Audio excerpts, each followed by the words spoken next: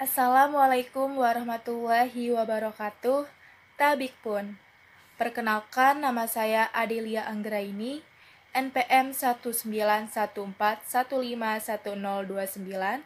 Saya salah satu mahasiswi dari jurusan Kehutanan Fakultas Pertanian Universitas Lampung.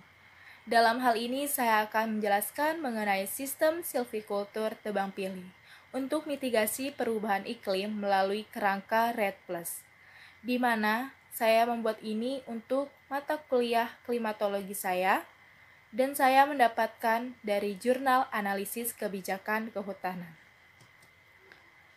Ada 4 pokok bahasan yang akan saya bahas. Pertama ada pendahuluan, kedua metodologi penelitian, ketiga ada hasil dan pembahasan, dan terakhir ada kesimpulan.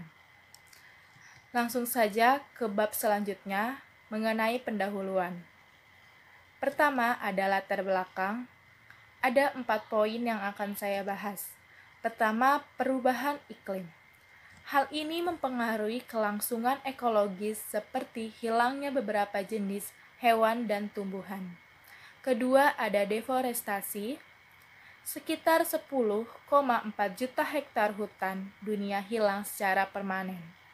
Deforestasi setiap tahun dalam periode 2000 sampai dengan 2005 terus meningkat. Ketiga, ada degradasi. Degradasi hutan yaitu penurunan penutupan tajuk, di mana tutupan tajuk masih di atas 10%. Dan terakhir ada sistem tebang pilih dan REDD+. Sistem TPTI atau Tebang Pilih Tanam Indonesia yaitu metode pengelolaan hutan lestari di hutan produksi, di mana salah satu kegiatan dari REDD+. Dan di slide selanjutnya ada bagan keterkaitan mitigasi perubahan iklim dengan Tebang Pilih Tanam Indonesia atau TPTI dalam kerangka REDD+. Dalam bagan ini menjelaskan keterkaitan kegiatan-kegiatan tebang pilih dan berbagai penyempurnaannya dengan usaha mitigasi perubahan iklim dalam kerangka REDD+, terutama dengan degradasi hutan, konservasi, pengelolaan hutan lestari, dan peningkatan stok karbon. Dan kedua, ada tujuan penelitian. Tujuan penelitian ini untuk menguraikan penerapan manajemen hutan lestari melalui sistem silvikultur tebang pilih tanam Indonesia atau TPTI dalam upaya mitigasi perubahan iklim dalam kerangka REDD+. Dan di bab selanjutnya ada metodologi penelitian. Ada 4 poin yang akan saya bahas dalam metodologi penelitian ini. Pertama ada metode, kedua informasi dan data, ketiga lokasi, dan terakhir ada daerah. Metode ini menggunakan metode systematic review atau DEX study. Dan untuk menggali informasi dan data lebih lanjut, menggunakan studi literatur dan observasi lapangan. Lokasi dalam penelitian ini di pengelolaan kawasan konservasi dan RIL atau Reduced Impact Lodging. Dan daerah dilakukannya penelitian ini di PT Ritsi Kacida Reana Unit 2 di Kabupaten Bulungan, Kalimantan Timur. Dan di bab selanjutnya ada hasil dan pembahasan. Pertama, ada peningkatan stok karbon. Dalam sektor kehutanan ditargetkan untuk menurunkan emisi karbon dioksida sebesar 26% dengan 10 rencana sebagai berikut. 1. Pembangunan kesatuan pengelolaan hutan.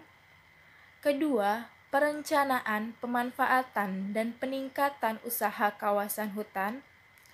Ketiga, ada pengembangan pemanfaatan jasa lingkungan. Keempat, pengukuhan kawasan hutan. Kelima, penyelenggaraan rehabilitasi hutan dan lahan, serta reklamasi hutan di daerah aliran sungai prioritas. Selanjutnya, keenam, pengembangan perhutanan sosial. Ketujuh, pengendalian kebakaran hutan. Kedelapan, penyidikan dan pengamanan hutan. Kesembilan, pengembangan kawasan konservasi, ekosistem esensial dan pembinaan hutan lindung, dan terakhir peningkatan usaha hutan tanaman. Semua itu berdasarkan Peraturan Presiden Nomor 61 Tahun 2011 tentang Rencana Aksi Nasional Penurunan Emisi Gas Rumah Kaca. Hasil yang selanjutnya ada permanenan dengan sistem RIL atau Reduced Impact Lodging. Jadi, berdasarkan evaluasi yang dilakukan, sistem permanen konvensional banyak mengalami hambatan dalam pelaksanaannya, sehingga upaya pencapaian target pengelolaan hutan lestari itu tidak maksimal. Oleh karena itu, pemerintah membuat kebijakan sistem RIL untuk mengurangi dampak penebangan terhadap kerusakan tegakan tinggal dan kerusakan tanah. Dan didapatkan hasil dari permanenan dengan sistem RIL ini, yang pertama adalah pembukaan jalan sarat dapat dilakukan tanpa membuat pengerasan hutan, cukup dengan pembersihan tanaman bawah. Dan kedua, intensitas jalan sarat dapat dikurangi dengan menggunakan kombinasi dengan sistem skyline.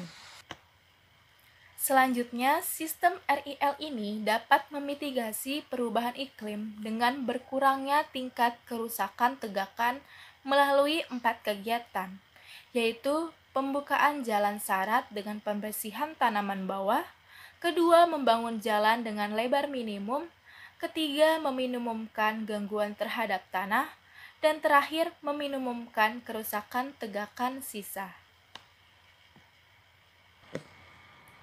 Ketiga, ada sistem silviculture intensif atau silin. Jadi, apa sih silin itu? Silin adalah singkatan dari silviculture intensif atau disebut Sistem Tebang Pilih Tanam Indonesia Intensif atau TPTI intensif. Jadi, apa guna silin itu? Silin itu berguna untuk peningkatan keberhasilan tanaman pengayaan. Dan hubungannya dengan iklim, yaitu serapan karbon akan bertambah sehingga mitigasi melalui penyerapan karbon dari pengayaan tanaman dapat berdampak terhadap mitigasi perubahan iklim. Dan keempat, ada perlindungan hutan. Jadi, perlu diketahui strategi manajemen hutan untuk mitigasi perubahan iklim dapat dilakukan dengan 3 strategi, yaitu pertama, strategi peningkatan stok, kedua, strategi mempertahankan stok, dan ketiga, strategi perlindungan, di mana strategi perlindungan ini mengenai pencegahan hama penyakit, pencegahan kebakaran, dan pencegahan penebangan secara liar. Dan kegiatan penjarangan dalam sistem TPTI ini dapat mengurangi resiko kebakaran karena pertama, mengurangi jumlah pohon sebagai bahan bakar yang akan merambatkan api ke tajuk. Kedua, membuka kanopi supaya bahan bakar itu terputus. Ketiga, mengurangi peluang kebakaran yang disebabkan oleh angin. Kelima, ada pengelolaan kawasan konservasi. Jadi, penegakan hukum secara konsistensi ini dalam melaksanakan sistem tebang pilih. Jadi, keterkaitannya dengan TPTI, yaitu syarat yang harus dipenuhi dalam sistem TPTI adalah pengelolaan kawasan konservasi. Dan hubungannya dengan REDD+, yaitu kegiatan konservasi merupakan salah satu aktivitas dalam REDD+. Dan sistem yang digunakan sendiri adalah dalam sistem TPTI, konservasi flora dan fauna langka dilakukan dalam petak khusus yang tidak ditebang. Dan keenam, atau yang terakhir, yaitu mengenai restorasi lahan.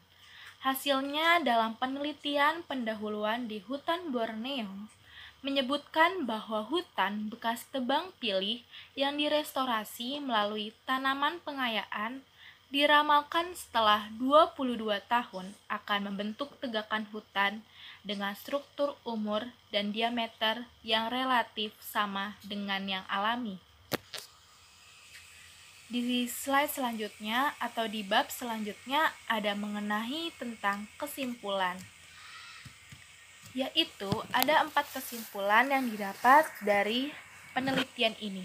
Pertama, mengurangi degradasi hutan dengan penerapan sistem RIL atau Reduce Impact Logging. Kedua, manajemen hutan lestari yang diatur dalam Tebang Pilih Indonesia secara konsisten. Ketiga, peningkatan stok karbon dengan silin atau sistem tebang pilih intensif. Dan terakhir, konservasi di areal konsensi, perlindungan hutan, dan restorasi ekosistem. Cukup sekian yang dapat saya sampaikan. Mohon maaf jika banyak kesalahan. Terima kasih telah menonton. Wassalamualaikum warahmatullahi wabarakatuh.